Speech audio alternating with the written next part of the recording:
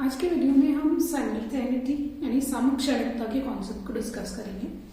देखिए, समक्षणिकता का जो कॉन्सेप्ट होता है वो भी रिलेटिव है। रिलेटिव यानी आपेक्षिकीय है। वो प्रेक्षक ऑब्जर्वर पर डिपेंड करता है। ऑब्जर्वर पर निर्भर करता है कि कोई दो घटनाएं किसी निर्देश फ्रेम में, जड़त्वीय निर्देश फ्रेम यानी इनर्शियल रेफरेंस फ्रेम में, ऑब्जर्व कौन से रेफरेंस फ्रेम में, कौन से निर्देश तंत्र में, उस पर डिपेंड करता है कि कोई दो घटनाएं साइमल्टेनियस यानी समक्षणिक होंगी या नहीं होंगी। मतलब आप एब्सोल्युटली या निश्चित रूप से नहीं कह सकते कि कोई दो घटनाएं सदैव आपेक्षिकीय यानी साइमल्टेनियस हैं। अगर वो एक रेफरेंस फ्रेम में साइमल्टेनियस है तो कोई जरूरी नहीं कि वो किसी दूसरे रेफरेंस फ्रेम यानी निर्देश फ्रेम में भी समक्षणिक हो। इसको एक एग्जाम्पल से समझते हैं। मान लीजिए कि एक गाड़ी है, जैसे कि ट्रेन है, वो एक ट्रैक पर चल रही है और उसके बीचों बीच एक बल्ब लगा हुआ है जो कि ऑन कर दिया जाता है। ठीक है, बल्ब को ऑन करते हैं एकदम बीचों बीच, यानी उसके दो सिरे जो हैं ए और बी, उन दोनों से बल्ब के जो लाइट होगी, बल्ब का जो प्रकाश होगा, उसको बराबर दूरी तय करनी पड़ेगी। ठीक है, तो जैसे कोई ऑब्जर्वर, कोई प्रेक्षक अगर इस गाड़ी में बैठा है या ट्रेन में बैठा है जो कि एक निश्चित वेग कांस्टेंट वेलोसिटी v से गति कर रही है, तो जो प्रेक्षक इस गाड़ी में बैठा हुआ है उसके हिसाब से तो दो घटनाएं, दो फिनोमेना जो हो रहे हैं कि लाइट का सिरे ए तक पहुंचना और सिरे बी तक पहुंचना, बल्ब के चालू होते ही प्रकाश का सिरे एंड ए और एंड बी तक पहुंचना, दोनों घटनाएं एक साथ होंगी। एक साथ इसलिए होंगी क्योंकि दोनों दूरी बराबर है बल्ब से। ठीक है, तो प्रकाश को, लाइट को बराबर दूरी तय करनी पड़ेगी। तो गाड़ी में बैठे हुए प्रेक्षक के लिए ये दोनों घटनाएं समक्षणिक यानी साइमल्टेनियस होंगी।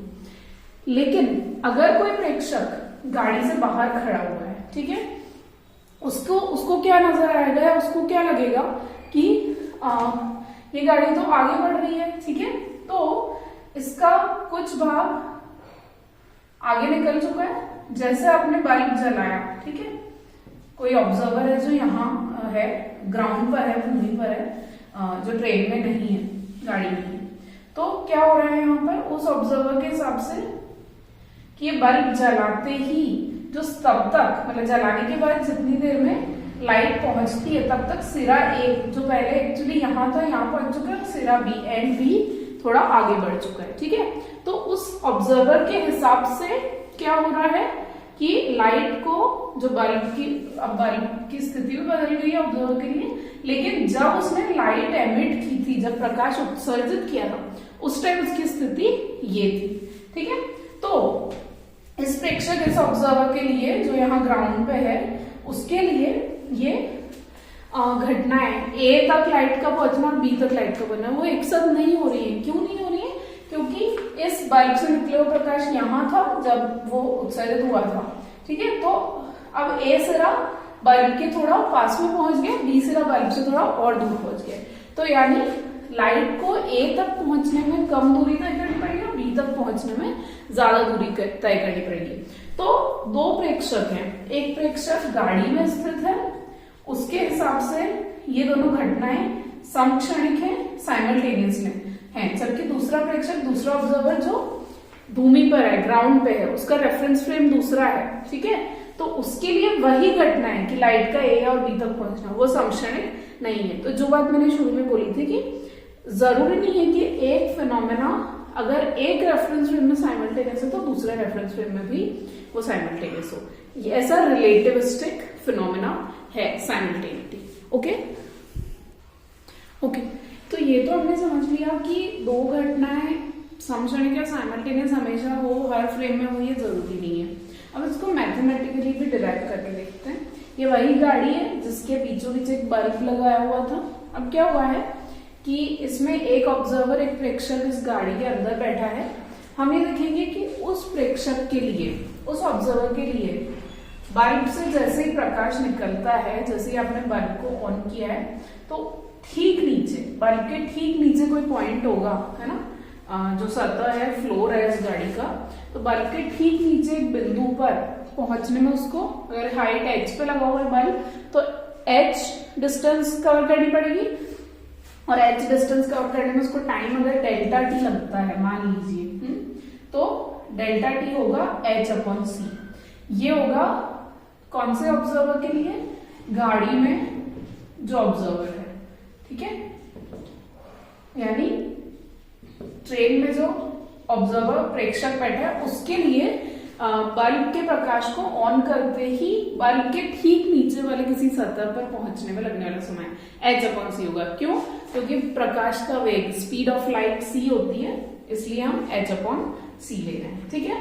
तो ये तो टाइम इंटरवल हुआ उस ऑब्जर्वर के लिए जो गाड़ी में ही है। लेकिन भूमि पे जो प्रेक्षक है, ग्राउंड पर कोई ऑब्जर्वर अगर खड़ा है, उसके हिसाब से क्या होगा? जैसे ही इसने लाइट एमिट की, गाड़ी तो आगे बढ़ रही है ना, तो अब बल्ब की पोजीशन, नई पोजीशन ये जो मैंने यहाँ बोर्ड में ड्रॉ किया, और जो डॉटेड मैंने बल्ब बनाया है वो पुरानी पोजीशन को बता रहा है, यानी जस्ट जब उसने प्रकाश उत्सर्जित किया था। तो डेल्टा टी समय में जितनी देर में प्रकाश उत्सर्जित हुआ और प्रकाश बल्ब के ठीक नीचे वाले पॉइंट पर पहुंचा, उतनी देर में गाड़ी थोड़ा आगे बढ़ गई है। तो भूमि वाले, ग्राउंड वाले ऑब्जर्वर के हिसाब से जो बल्ब निकला, मतलब बल्ब से निकला हुआ लाइट है, प्रकाश है, उसको उसके ठीक नीचे वाले बिंदु तक पहुंचने के लिए दूरी h नहीं बल्कि कुछ और तय करनी पड़ेगी, ठीक है। तो वो दूरी h नहीं होके वो क्या होगी, वो हम निकाल लेंगे, वो होगी √h² plus v delta t square. ऐसा क्यों है मैं आपको समझाती हूँ। क्योंकि ये गाड़ी v स्पीड से चल रही है, ठीक है, तो v स्पीड से चल रही है, तो इसने डेल्टा टी समय में v delta T time cover, distance cover किया है, v डेल्टा टी दूरी है तय करेगी। तो यहाँ हमारे पास एक ट्राइंगल बन रहा है, राइट एंगल ट्राइंगल, जिसमें h और v डेल्टा टी दो साइड है। तो इसका जो हाइपोटेनियस होगा कर्ण, वो √ लंब स्क्वायर अपॉन आधार स्क्वायर, लंब स्क्वायर प्लस आधार स्क्वायर, यानी √ perpendicular square plus base square, तो h² plus v delta T.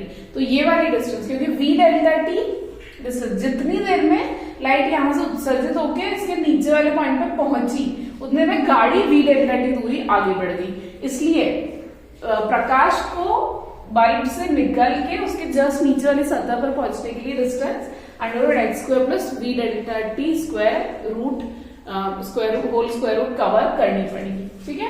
तो जो दूरी पहले h थी गाड़ी वाले ऑब्जर्वर के लिए, वो भूमि वाले ऑब्जर्वर यानी ग्राउंड वाले ऑब्जर्वर प्रेक्षक के लिए वो दूरी क्या हो जाएगी, वो हो जाएगी √h² plus v delta t square, ठीक है। तो अगर उस ऑब्जर्वर के लिए हम टाइम डेल्टा टी डैश मानेंगे, भाई इसको कितना टाइम लग जाएगा बल्ब से निकले हुए लाइट को जमीन पे उसके जस्ट नीचे वाले पॉइंट पे बनने में, तो अगर दूसरे प्रेक्षक के लिए इसको डेल्टा टी डैश माने इंटरवल को, जिसके लिए हमने डेल्टा टी लिया, तो हो जाएगा डिस्टेंस दूरी h² plus v delta t dash square upon वेग, हाँ प्रकाश का वेग, speed of light her reference frame में सेम ही रहती है, वो चेंज नहीं होती है, ठीक है। तो ये हमें मिल जाएगा। अब हमें डेल्टा टी डैश निकालना है, तो हम इस पूरी इक्वेशन को सॉल्व करेंगे। डेल्टा टी डैश के लिए सॉल्व करने के लिए मुझे इसका स्क्वायर करना पड़ेगा दोनों साइड, ताकि √ हट जाए। तो ये होगा delta t dash square is equal to √ हट जाएगा h² plus v² delta t dash square upon c², ठीक है, क्योंकि इसका होल स्क्वायर है तो दोनों का बारी बारी से स्क्वायर होगा। फर्दर सॉल्व करते हैं, c² को जब मल्टीप्लाई करते हैं तो c² delta t dash square is equal to h² plus v² delta t dash square. Delta t dash वाली टर्म्स को एक साथ कर लेते हैं ताकि हमें डेल्टा टी डैश की वैल्यू मिल सके। तो मेरे पास है delta t dash square c² और ये इधर आएगा तो -v² is equal to h²। इससे हमें मिलता है delta t dash square is equal to h² upon c² minus v², ठीक है। आप इसको फर्दर सॉल्व कर सकते हो। अच्छा एक बात है, इसको मैं ऐसे भी लिख सकती हूँ h² अपॉन c² अगर मैं कॉमन ले तो 1 - v² बाय c² मुझे मिल जाता है, कॉमन ले सकते हैं। ये डेल्टा टी डैश स्क्वायर की वैल्यू है, तो डेल्टा टी डैश की वैल्यू निकालने के लिए अंडर रूट ले लेंगे। डेल्टा टी डैश क्या है वापस में बताती हूँ, भूमि पर ग्राउंड पे जो ऑब्जर्व खड़ा है उसके लिए, उसके हिसाब से या उसको क्या प्रेक्षित होगा कि कितना समय लाइट को जमीन तक पहुंचने में लग रहा है, बल्ब के जस्ट नीचे वाले पॉइंट तक पहुंचने में लग रहा है। और डेल्टा टी है ट्रेन वाले ऑब्जर्व के लिए वही टाइम। तो डेल्टा टी डैश इसका स्क्वायर रूट होगा, स्क्वायर रूट करने पे h अपॉन सी हो जाएगा और under root 1 minus v square by c square, ये एक्स्ट्रा टर्म आती है। और h अपॉन सी क्या है इक्वेशन 1 से, डेल्टा टी है, तो हम लिख सकते हैं delta t dash equal to delta t upon under root 1 minus v square by c square. तो आप इजीली देख सकते हैं कि भूमि वाले प्रेक्षक के लिए वही दो घटनाओं का समय अंतराल है, उसी घटना में लगने वाला समय, the time interval, time taken for phenomena to take place, वो समय ग्राउंड वाले ऑब्जर्व के लिए और वही समय ट्रेन वाले ऑब्जर्व के लिए, दोनों की वैल्यू अलग अलग है क्योंकि ये फैक्टर्स को डिफरेंशिएट कर रहा है, ठीक है।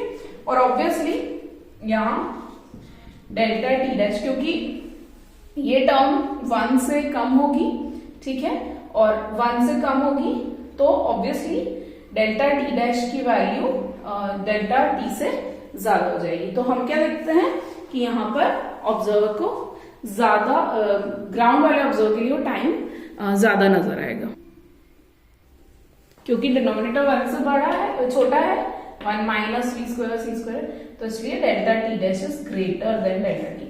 यानी ग्राउंड वाले ऑब्जर्वर को लगेगा कि लाइट को ज्यादा टाइम लग रहा है पहुंचने में, जबकि ट्रेन वाले ऑब्जर्वर के लिए वो टाइम कम होगा, है ना।